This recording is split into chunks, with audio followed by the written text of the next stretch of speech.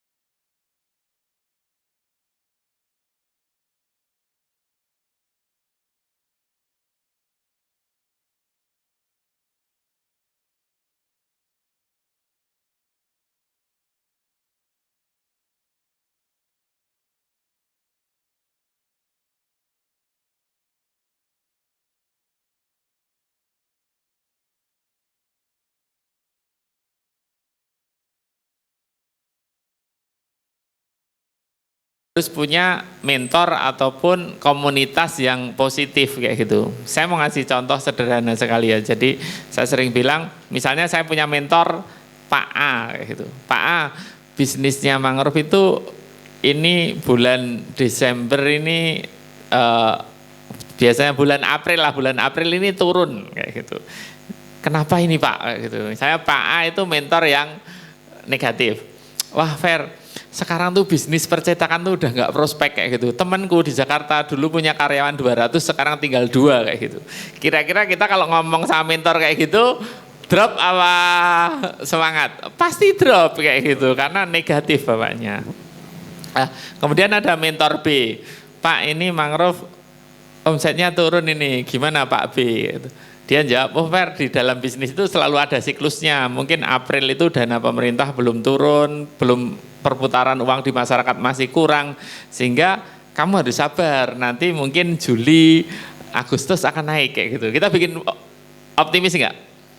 Bikin optimis ya. Jadi kita hati-hati memilih mentor kayak gitu. Kemarin 2 minggu yang lalu ya ada guru saya yang ngisi di sini namanya Pak Happy Trenggono. Beliau berpesan, ada 3 orang yang akan menentukan hidup kita itu. Pertama, gimana kita memilih guru kita itu atau mentor kita. Yang kedua, gimana kita memilih pasangan kita. Itu menentukan, Mas. Pilih yang benar. Yang memilih yang cowok tapi yang berhak menolak yang cewek. Kemudian yang ketiga itu dengan siapa kita bekerja kayak gitu, maksudnya tim kita kayak gitu atau partner kita kayak gitu, itu menentukan gitu. Jadi itu bagi yang sudah menikah dicek bener apa enggak.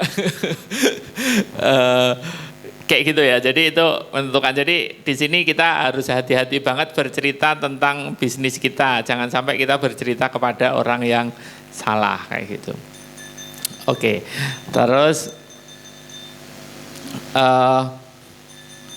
sekarang kalau teman-teman mau mulai bisnis itu jauh lebih mudah daripada apa yang saya lakukan 21 tahun yang lalu. Teman-teman bisa melihat mungkin influencer itu kan nggak pakai modal kayak gitu. Terus ada teman saya yang punya Pak Tri, Pak D Senggol itu teman di komunitas mobil VW, itu punya akun ini @Jogja Update ya. Ini contoh yang lama ya. Ketika kalau saya ngiklan di sini itu 300.000. Itu pokoknya dia tuh punya penghasilan minimal tuh 20 juta tiap bulan dari ngelola akun ini kayak gitu. Itu kan nggak pakai modal, bikin akun Facebook, bikin akun Instagram bayar apa gratis?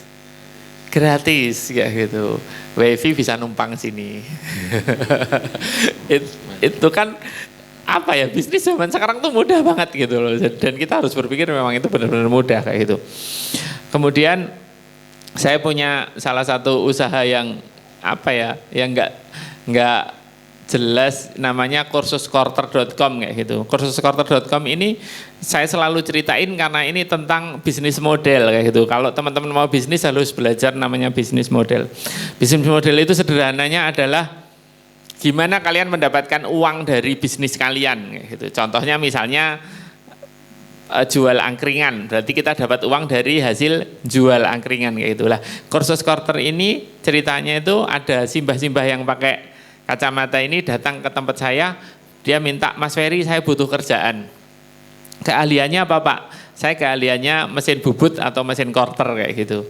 Pokoknya operator mesin lah. Dia udah 20 tahun jadi operator itu. Dia cerita kalau habis dikeluarkan dari perusahaan yang lama karena bosnya udah bisa ngoperatorin sendiri. Pokoknya dia lagi kayak gitu. Terus Mbah saya nggak bisa ngasih kerjaan, tapi kalau maksa saya bisa ngasih kerjaan, tapi saya nggak mau gaji tetap, saya maunya bagi hasil. Kemudian dia mungkin karena kepepet ya udah Mas Ferry saya bagi hasil nggak apa-apa. Oke. Tiap minggu kita bagi hasilnya tiap hari Sabtu. Dia kadang bawa uang 150.000, 200.000 itu kurang lebih mungkin selama 6 bulan. Kemudian setelah 6 bulan kita evaluasi, Mbah masih mau lanjut enggak? Atau kan cuma dapat segitu kayak gitu. Dia ngomong ya udah lanjut aja. Kenapa? Karena daripada saya di rumah mosok cowok di rumah diliatin istri nganggur nggak enak, yang penting saya keluar rumah aja gitu. Akhirnya kemudian dia cerita kalau dulu di tempat kerja dia yang lama itu ada orang yang mau kursus membayar 6 juta kayak gitu untuk belajar keahlian dia. Kemudian saya bikinkan paket kursuskorter.com ini, kalau mau kursus harus bayar 11 juta kayak gitu. Dari 11 juta itu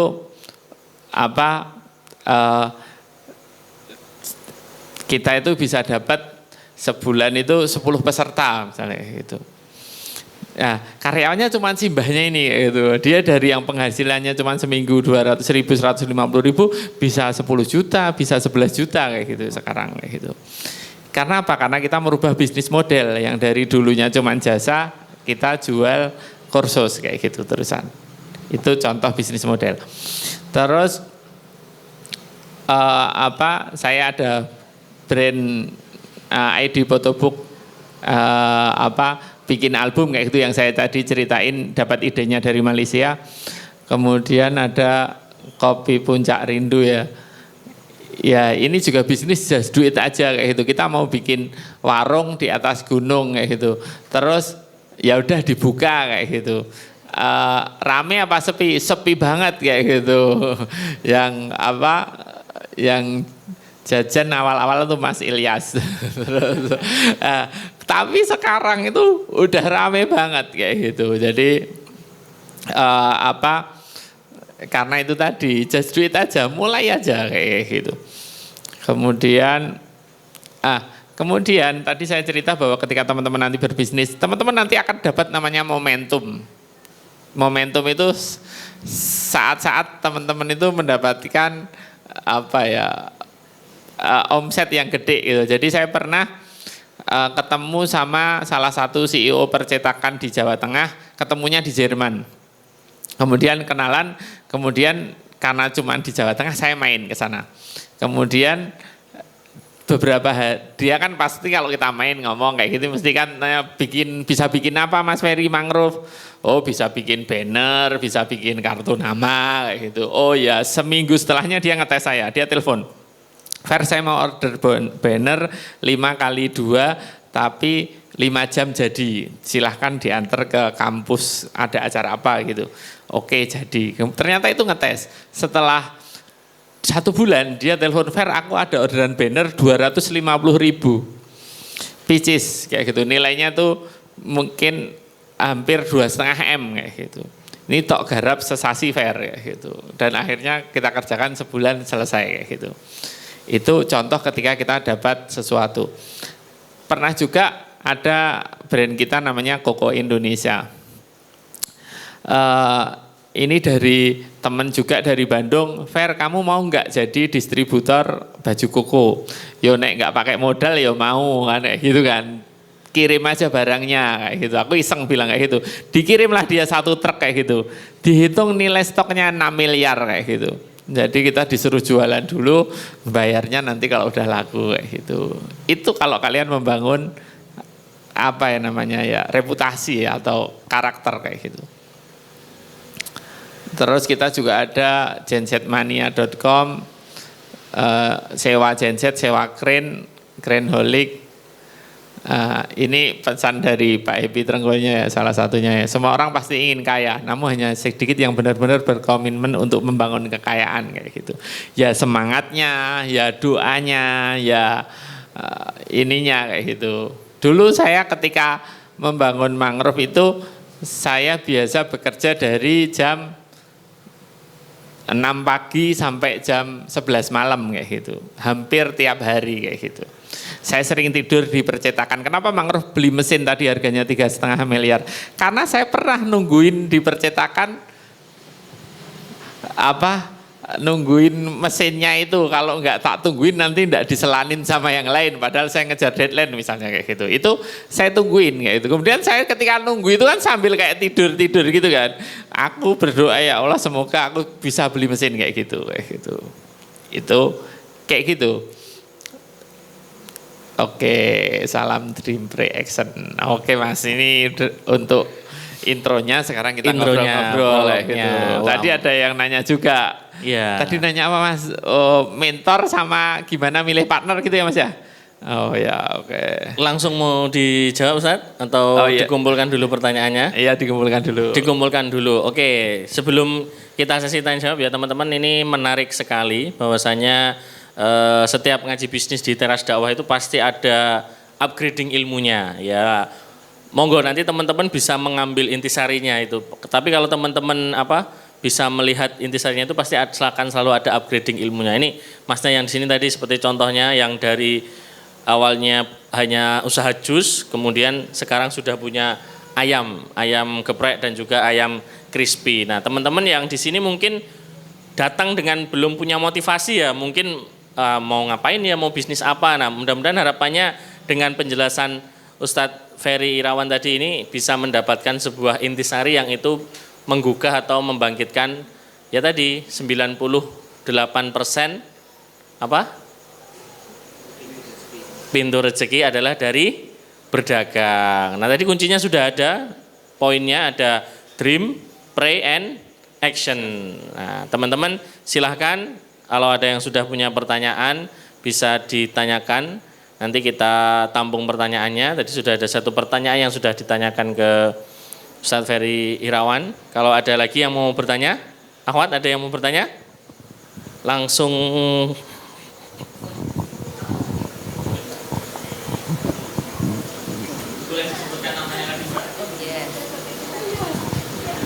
Bismillahirrahmanirrahim.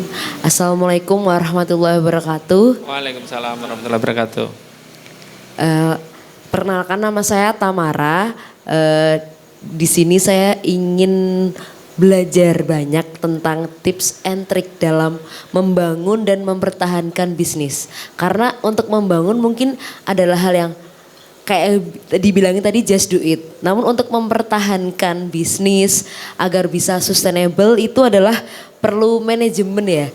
Terutama manajemen kegagalan karena ada up and down dalam suatu bisnis.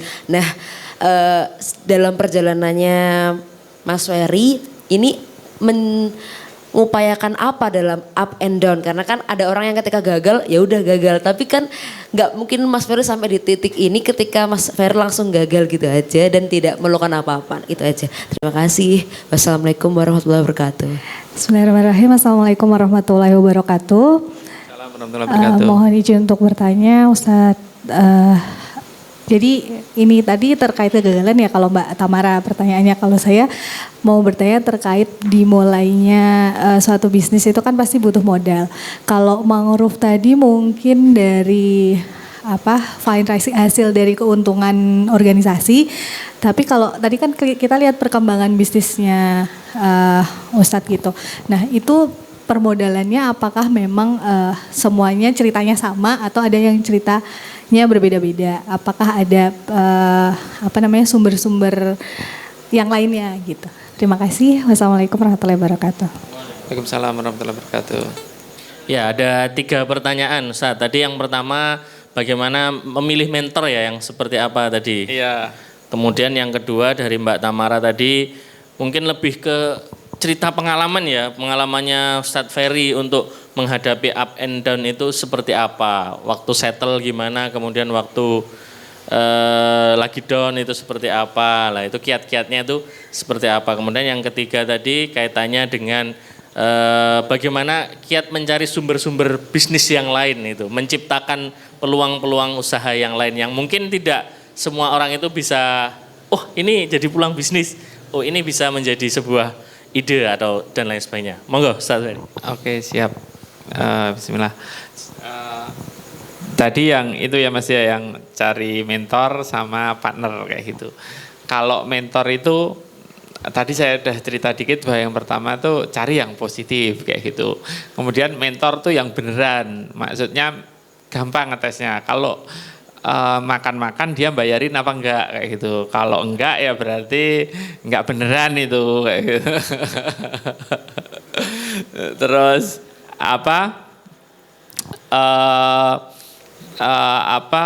mentor ngelihat bisnisnya, real bisnisnya kayak gimana kayak gitu. Kita cocok apa enggak kayak gitu. Tidak hanya ngelihat dari tampilan fisiknya kayak gitu. Karena saya sering diceritain banyak orang-orang itu tertipu karena penampilan kayak gitu. Wah, penampilannya keren, naik mobilnya BMW atau Fortuner kayak gitu. Ternyata menipu misalnya kayak gitu. Itu sering banget kayak gitu. Jadi kita jangan tertipu kayak gitu. Terus tadi kan sempat ketipu juga ya Mas ya. Tenang Mas, ada temennya kayak gitu. Saya pernah ketipu sama teman umroh Mas kayak gitu. Itu berapa ya? 300-an juta lah kayak gitu. Jadi teman umroh mau hijrah kayak gitu. Kan kita seneng ya kayak gitu. Badannya tuh tatuan semua Mas kayak gitu. Tapi kan mau hijrah kan kita seneng nggak? Kita support kayak gitu.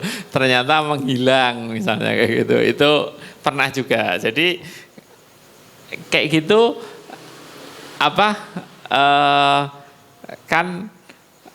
di situ tadi jawab juga yang itu ya kalau up and down kayak gimana kayak gitu kan, itu ketika habis ketipu kan mesti down ya kayak gitu ya.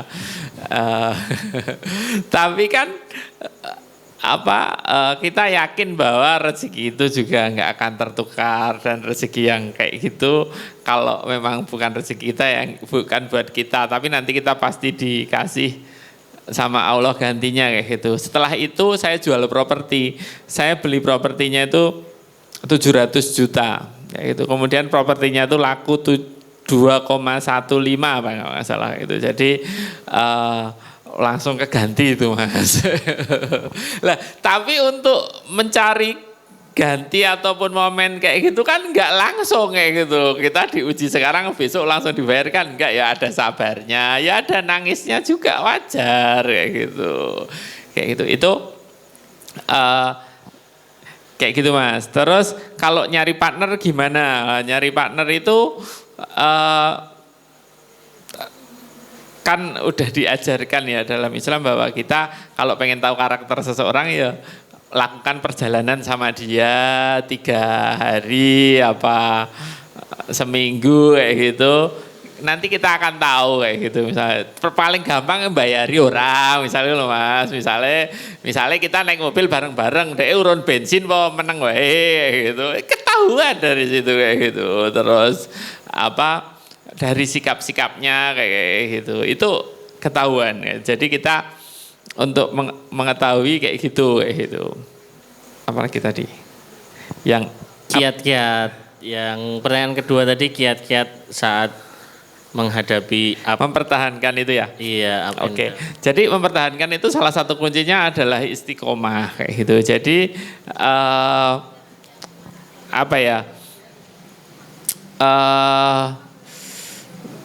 jadi gini, saya pernah beli bisnisnya itu murah 40 juta kayak gitu.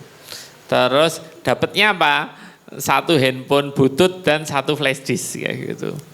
Karyawan udah nggak ada, perusahaannya juga udah nggak ada, dapatnya cuma itu. Terus perusahaan itu coba kita running, tapi belum menemukan momentumnya, jadi rugi terus kayak gitu. Tapi setelah 1,5 tahun lagi mau menemukan momentum bisnisnya ini, kemudian omsetnya menjadi 1 miliar, 1,2 kayak gitu. Nah itu kan harus istiqomah kayak gitu. Itu contohnya seperti itu. Jadi istiqomah harus kayak gitu. Jadi nanti kan ketika kita di mode bertahan itu ya dinikmatin dulu kayak gitu, sambil kita silaturahmi untuk mencari ide-ide kayak gitu. Terus sama berada di dalam komunitas yang positif kayak gitu kan, komunitasnya positif ya kayak gitu. Kalau yang negatif kan wah ini serap prospek kayak gitu, ini udah saingannya banyak ini kayak gitu. Terus tadi menghadapi nanti Mas yang nanti ya saya jawab lagi yang kalau bisnis kan pakai modalnya dari mana gitu lah. Modal itu tergantung sama bisnis model. Bisnis model itu misalnya saya kasih bocoran, contohnya bisnis online yang kita jalankan ID Photobook tadi gitu. Itu tanpa modal. Kenapa? Karena yang modalin customer kayak gitu. Kok bisa? Kan PO kan produknya. Kemudian kan customer transfer dulu. Lagi kita kerjakan, lagi kita buat beli kertas, lagi kita buat ini, lagi kita buat ini kayak gitu. Jadi kalau kita itu pinter bisnis modelnya, itu bisa terjadi di semua bisnis ya. Misalnya kayak makanan, kita catering, orang transfer dulu. Nikahan itu transfer 100% pasti dia kayak gitu. Takut kalau nanti pas nikahan nggak ada nasinya kan. Lah itu tergantung kita kayak gitu. Makanya untuk mendapatkan pemikiran seperti itu kita harus belajar. Maksudnya itu belajar itu saya belajar kayak gini dari IIBF. Kenapa? Dulu mangrove ketika membuat bisnis itu harus pakai modal yang besar kayak gitu. Aset harus beli dan lain-lain kayak gitu. Mesin harus beli kayak gitu. Sekarang kita mesin dimodalin sama supplier kayak gitu. Jadi dia udah tahu kita, kemudian misalnya mau pakai mesin jahit ya pakai dulu, nanti bayarnya kalau udah jalan misalnya kayak gitu. Mesin bordir juga kayak gitu. Paham ya Pak ya? Jadi ada banyak jalan kayak gitu. Jadi kita harus sering jalan-jalan. Nah, terus menghadapi persaingan. Nah, ini kan masih pertanyaan. Mangrove kan saingannya banyak ya. Dulu mangrove Joteng itu cuma ada mangrove Joteng sama Yuvindo kayak gitu. Terus sekarang itu dalam radius 1 kilometer itu mungkin ada 7 atau 8 digital printing kayak gitu. Nah gimana kita keluar dari persaingan kayak gitu? Kita keluar dari persaingan itu kebetulan sekarang ada bisnis online ya kayak gitu. Sekarang dia dihidupin sama bisnis online kita kayak gitu. Yang kalau kita berpikir Joteng itu kan mungkin orang ngeprint kan radius 20 km atau 30 km. Paling jauh itu kayak gitu. Tapi kalau kita mau menuin pekerjaan tempat kita, berarti kita harus nyari radius yang lebih luas. Jadi misalnya orderannya dari seluruh Indonesia kayak gitu. Makanya bisa jalan terus mesinnya kayak gitu. Jadi kita membesarkan marketingnya kayak gitu. Gitu Mas caranya Mas. Jadi tidak hanya berkutat di persaingan yang ada di situ, tapi kita udah keluar dari persaingannya mereka kayak gitu. Gitu Mas. Oke. Tadi tips memilih mentor dan juga teman sudah disebutkan ya. Jadi kalau memilih mentor itu yang diajak makan dulu itu. Ini Pak Ferry siap jadi mentor? Ayo kita ajak Pak Ferry makan-makan dulu. Makan ke KPR. Ya ini teman-teman, kalau teman-teman yang ikut rutinan ngaji bisnis silahkan. Jadi pemateri-pemateri yang sudah mengisi ini sangat terbuka ya Ustadz ya untuk dimintai mentor. Mungkin nanti bisa DM ke Instagram ya Ustadz ya. Iya bisa. DM ke Instagram. Kemudian kalau ada pemateri yang mungkin berkenan meng-share nomornya, nanti teman-teman bisa menyimpan juga nomornya. Nanti teman-teman bisa saling sharing, atau teman-teman mau difasilitasi teras dakwah, mau ketemu sama mentor-mentor yang hebat-hebat juga bisa. Atau teman-teman juga bisa ikut komunitas yang tadi apa, IIBF bisa, IIBF, Indonesian Islamic Business Forum. Nah ini yang kemarin habis ngisi itu presidennya di ya, sini. betul. Namanya Pak Happy Trenggono. Teman-teman sudah pernah lewat Monjali? Ada pas di Bang Jonya itu ada joglo, namanya joglo Beli Indonesia. Sebelah kiri yang dekat parkiran. Nah itu base campnya di sana. Jadi teman-teman kalau teman-teman mau bisnis, mau belajar dan lain sebagainya, teman-teman boleh nyamperin ke sana, boleh nggih? Boleh Pak. Iya. Iya, boleh ke sana, boleh belajar, sharing, nanti bisa ada teman-teman dari IIBF. Nah, wah jadi iklan IIBF ini enggak apa-apa, karena itu memang komunitas yang positif dalam hal bisnis. Nah, sebenarnya banyak juga ya Ustadz ya, komunitas-komunitas TDA, ada SBC kalau sekarang, Sukses Berkah Community. Nah teman-teman bisa silakan. Sebenarnya banyak teman-teman mau cari mentor yang individu ataupun lembaga ataupun kelompok-kelompok ataupun forum, itu juga banyak sekali. Nah tadi juga sudah disebutkan bagaimana cara mencari partner bisnis ya, itu bisa dipastikan dengan cara diajak safar dan lain sebagainya seperti itu. Nah mungkin Ustadz Ini ada lagi yang mau bertanya? Ada? Oke, sebelum ke teman-teman, saya juga penasaran ini, Ustaz. Tadi kan yang berawal dari mangrove, berawal dari itu usaha pertama, Ustaz, mangrove itu. Ya betul. Baru ke usaha-usaha yang lain gitu Ya. ya, sampai ke sekarang ada kuliner juga tadi. Ya. Kopi Puncak Rindu. Rindu. Ya. Sudah ada yang pernah ke Kopi Puncak Rindu? Belum. Wah. Itu suasananya syahdu banget, luar biasa. Pemandangannya itu serasa ngopi di atas awan. Gitu. Itu di Guosari, Pajangan ya Ustaz ya? Ya. Nah itu Betul. dari mangrove, digital printing sampai kulineran, sampai usaha online, terus sampai macam-macam tadi yang foto booth tadi saya lihat di IG-nya sampai 700.000. Iya. Nah ini kan berarti ada semacam tim yang memang ada tim inti yang mengembangkan usaha-usaha atau bisnis-bisnis dari Ustadz Ferry ini. Nah dalam hal menghandle tim mungkin Ustadz, itu kiat-kiatnya seperti apa? Ini kan mungkin teman-teman di sini masih ada yang individu, yang masih usaha sendiri, tapi kan nggak menutup kemungkinan nanti punya karyawan ya masih atau sudah Mbak yang tadi yang perhiasan sudah punya karyawan? Belum, masih sendiri juga. Tapi kedepannya pengen punya karyawan. Nah ini pasti penasaran juga cara human research-nya itu gimana gitu. Teman-teman yang mungkin akan mempunyai karyawan, kemudian pengelolaan secara atau ada kiat-kiat khusus misalnya di timnya mangrove apa nama ininya apa Ustaz? Corporate-nya apa namanya timnya?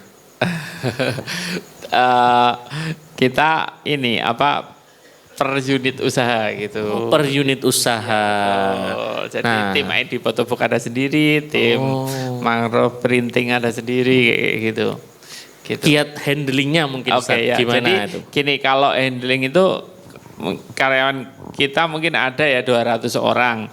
Itu kita yang handle sekarang full HRD sih kayak gitu. Jadi tips dari saya pertama kalau karyawannya udah lebih dari 10 maksimal 20 itu harus punya HRD. Nanti dia yang akan ngendel keluar masuk karyawan, ngendel training awal dan lain-lain. Nah itu harus punya HRD. Tapi kalau misalnya di awal-awal itu sebenarnya karyawan itu siapa aja yang mau berkomitmen sama kita kayak gitu. Misalnya kamu kerja di tempatku ya sehari gajinya 100.000. Oke ya jam kerjanya dari jam sekian sampai jam sekian. Kamu ngerjain ini kayak gitu. Nah, itu contoh komitmen kayak gitu ya. Asal ada orang yang mau kayak gitu ya udah kayak gitu. Untuk memulai bisnis awal-awal kayak gitu. Terus cara nyarinya?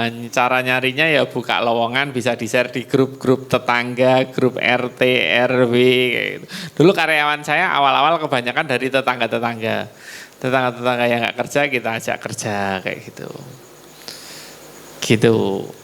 Nah menarik, berarti kan berapa 200 sudah hampir 200 karyawan berarti? Ya mungkin sekarang sama Kopi Puncak Rindu ya 230-an kali atau 230 karyawan. Nah, tadi kan ada dream, pray, sama action. ya. Apakah ketiga nilai ini juga ditanamkan ke karyawannya sehingga ya Masya Allah ya usahanya omsetnya mungkin sudah miliaran ya Ustaz ya sekarang per 1 tahun atau ada amalan khusus yang karyawan juga harus apa ya istilahnya tuh ya kalau di corporate-nya Ustadz Ferry harus ikut. Ya kita kan dulu belajar namanya spiritual company ya. Jadi karyawan tuh pertama selalu kita ingetin kalau kerja ya niatkan untuk ibadah. Emang niatnya ibadah. Kemudian mereka di tiap divisi tadi beda-beda ya. Ada yang satu divisi ini ngaji al-waqiah tiap pagi kayak gitu. Ada yang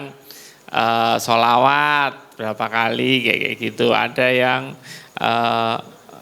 baca Quran sendiri-sendiri kayak gitu. Jadi selalu ada amalan-amalan yang dilakukan tiap pagi kayak gitu.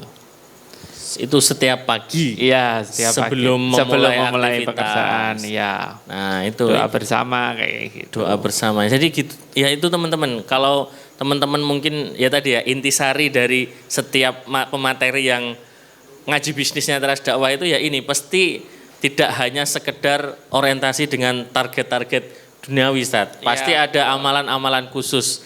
Ya kayak Pak Jody kemarin amalan khususnya ada, kemudian Ustadz Ferry Preksu itu juga ada, kemudian kemarin Pak Happy juga bahkan ngomong itu sedekah, wah sedekah ini sedekah. Pak Ferry juga sedekah. ada baca Quran dari pagi, mulai pagi sebelum aktivitas dan lain sebagainya. Nah, ini teman-teman harus mulai siap ini ya, karena memang pintu rezeki itu kan dari Allah ya, makanya kita cara mancingnya itu juga harus dengan ya jalur langit tadi. Kalau ikhtiar kita sudah jalankan, jalur langitnya harus dikuatkan juga supaya nanti ya itu bisa membukakan rezeki yang akan diberikan kepada kita. Ada lagi yang mau bertanya dari teman-teman? Ya, oke, silakan. Dari Ikhwan, sebutkan nama. Boleh sebutkan bisnisnya juga loh, Mas. Assalamualaikum warahmatullahi wabarakatuh. Waalaikumsalam warahmatullahi wabarakatuh. Perkenalkan, nama saya Humam Hidayat Saputra. Izin bertanya, jika kita sedang membangun bisnis hingga maju dan tiba-tiba bangkrut, apakah kita harus mem-PHK karyawan-karyawan dan bagaimana solusinya? Oke. Ya, Ustaz. Masya Allah, ini pertanyaannya sebenarnya pertanyaannya bagus, Ustaz. Tapi monggo, Ustaz. Oke, ya. Bagaimana cara MHK? Enggak. Itu kalau bisnisnya bangkrut kemudian harus mem-PHK itu cara ya Gimana solusinya gitu ya? Solusinya itu kan. Jadi Monggo, Ustaz. siap. Jadi kan bisnis itu naik turun ya, kadang rame, kadang sepi kayak gitu. Terus kalau misalnya bisnisnya bangkrut kemudian harus mem-PHK karyawan atau gimana kayak gitu, tergantung kayak gitu. Jadi kalau tempat kita kebetulan ada beberapa macam bisnis kayak gitu. Kita pakai ilmu yang tidak menaruh telur dalam keranjang yang sama kayak gitu. Jadi kita keranjangnya banyak. Jadi kalau misalnya perusahaan A ini bermasalah, solusinya kadang kita pindahkan SDM-nya ke perusahaan B kayak gitu, yang lagi naik misalnya kayak gitu. Seperti itu. Tapi kalau misalnya harus emang usahanya cuman itu, kemudian dari cash flow-nya emang nggak bisa gaji, saran saya di PHK aja kayak gitu. Jadi kita pengusaha jangan sok berlagak jadi Tuhan, paham nggak? Jadi maksudnya itu kita ngerasa bahwa dia itu dapat rezeki gara-gara kita atau cuman karena kerja di perusahaan kita, enggak kayak gitu. Dia bekerja di perusahaan lain mungkin gajinya lebih gede dari tempat kita kayak gitu. Jadi nggak ada masalah kayak gitu. Jadi kita makanya ketika dia bekerja di perusahaan kita, dikasih ilmu yang itu bisa menjadi bekal untuk dia bekerja di perusahaan yang lain juga kayak gitu. Gitu Mas, nggak apa-apa. Oke. Banyak kok yang di PHK tambah sukses ya gitu. Iya betul, jadi memang intinya itu memang dari awal kita merekrut tadi kita juga harus tahu dulu ya saja kemampuan dia itu apa, kemudian seandainya nanti ya intinya human research-nya tadi ya, manajerial personalnya seperti itu. Nah itu Mas, nanti nek mau punya karyawan ya harus dilihat-lihat dulu ini karyawannya bisa enggak untuk di-upgrade, misalnya kepepetnya harus dipecat ya dipecat, di PHK tadi jangan sampai rezekinya yang terputus tapi yang penting ilmunya masih bisa nyampe seperti itu.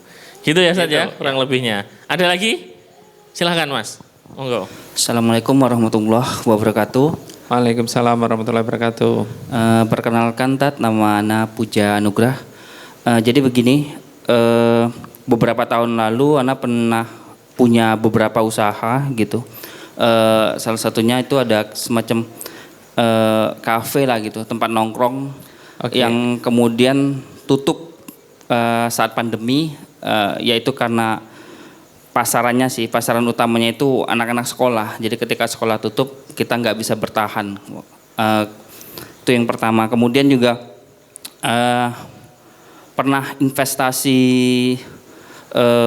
ternak madu. Ternak madu ya? Ternak madu. Alhamdulillah waktu itu berjalan 3 tahun, tapi qadarullah apa ya? Ya intinya mandek lah, bubar gitu timnya semuanya gitu. Nah, pasca kejadian itu gitu kan, sampai hari ini tuh saya seperti ketutup gitu, nggak bisa punya ide lagi buat usaha gitu. Banyak yang bilang kan teman-teman simple bikin gini, tapi ketika mau kayaknya susah gitu. Kira-kira ada trik atau tips nggak biar gimana ya memunculkan ide-ide atau yang sekiranya bisa memacu lah gitu agar saya bisa mempunyai satu usaha lagi gitu. Kecil nggak jadi masalah. Kira-kira seperti itu, Ustaz. Iya. Syukran jazakallahu khair. Waalaikumsalam warahmatullahi wabarakatuh. Ya, terima kasih Mas. Monggo Ustadz, boleh langsung dijawab Ustadz. Oke ya, jadi hal yang membuat kita takut melangkah itu adalah rasa bersalah kayak gitu. Jadi apalagi kita ngerasa apa ya? Jadi ngerasa kita itu wah salah saya ini kayak gitu, sehingga kita rugi. Salah saya ini. Kok kemarin saya nggak berpikir kayak gini, kayak gitu. Kok saya nggak melakukan ini, maka akhirnya sekarang jadi rugi atau jadi bermasalah atau jadi bangkrut kayak gitu. Jadi kita dalam hidup ini harus kan yang udah terjadi itu kan takdir ya kayak gitu. Jadi dan pasti itu baik kayak gitu. Jadi selalu kita berprasangka baik sama Allah. Jadi